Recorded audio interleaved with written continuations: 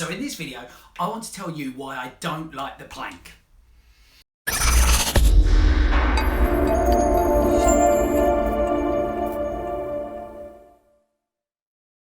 Okay, so maybe it's harsh of me to say that I don't like the plank. After all, it is a total body exercise. But if you are someone who suffers with lower back pain and when you're doing the plank, I definitely don't think it's the right exercise for you. And I want to explain a little bit why. Because I think the plank is a commonly used exercise, but perhaps should not be our go-to exercise if we're looking to improve our core stability. So first of all, let's talk a little bit about what core stability actually is, because it's important to understand that. I think sometimes people perhaps don't understand what core stability actually is. And the core, if we break it down, the core is obviously our central point, our sort of spine and surrounding area. And then the key word is stability. So we're looking here at the muscles that stabilize the spine, that keep it still and supported through movement.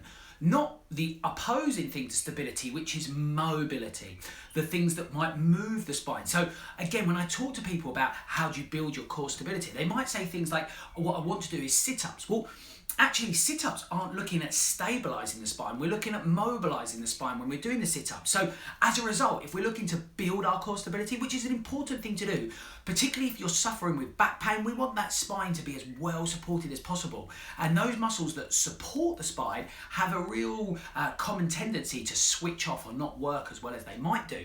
So hence, you might be prescribed core stability work in order to improve those muscles. And this is a good thing. But the exercise I hear most oftenly mentioned after sit-ups is the plank. Now, the reason I don't like the plank, and I'll say don't like the plank because I do think it's a good exercise, but what I tend to find is that a lot of people suffer lower back pain, particularly if you've been doing the plank and you feel pain either side of your spine after a period of time. That is an indicator that it's not the right exercise for you. And the reason for this is it's a very difficult exercise. What we tend to do with the plank is that we have a really small base of support, perhaps our toes on the floor and our forearms on the floor.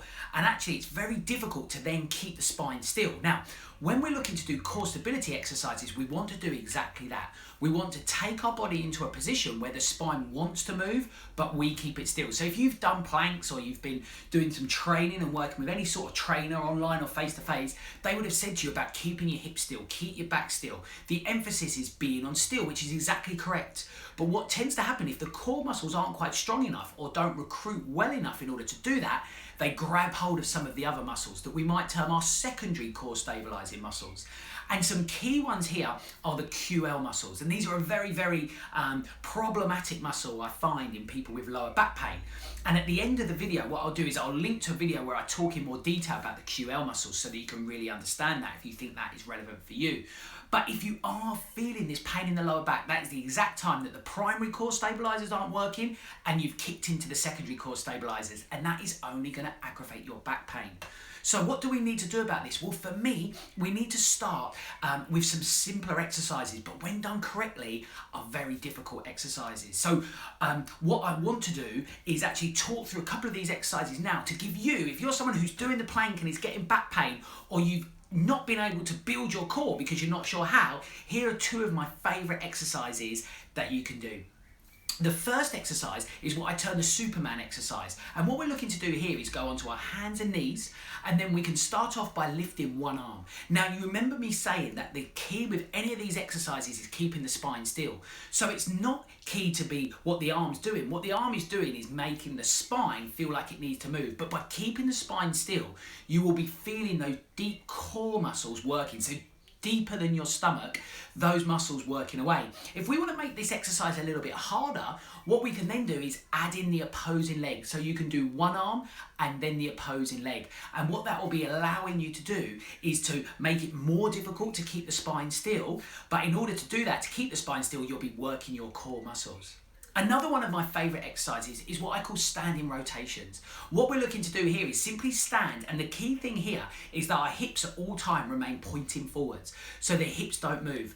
We can place our arms directly out in front of us, and if you want to make this exercise even more difficult, you can use a weight in your hands, but you don't need a weight to do this exercise well. Then what you look to simply do is rotate your arms from side to side, but note that the hip position doesn't move. Try it by moving your hips, by naturally rotating at the spine, and then then do the same thing keeping your hips still. Notice the difference in how much those deep stomach muscles are working. Here we are using those key core muscles. And they're two of my favourite exercises. So if you want to build your core stability, but you've been doing sit-ups or you've been doing plank and it's hurting, stop. Start with these two exercises. Build your core exercises, and then after a period of time, revisit the plank exercise. I guarantee you'll find it easier because I guarantee that you would have started recruiting the muscles. I hope this has been helpful. Let me know, do you like the plank? Do you do the plank? What exercises do you do for the core exercise? Drop it into the comments below. And if you like this video, regardless of whether you like the plank or not, hit that like button because it will allow this video to be seen by more to get their views on the plank exercise. And if you find these sorts of videos helpful, subscribe to our channel and hit that bell notification because then we'll be able to let you know as soon as we drop some new videos on topics related to your health and fitness.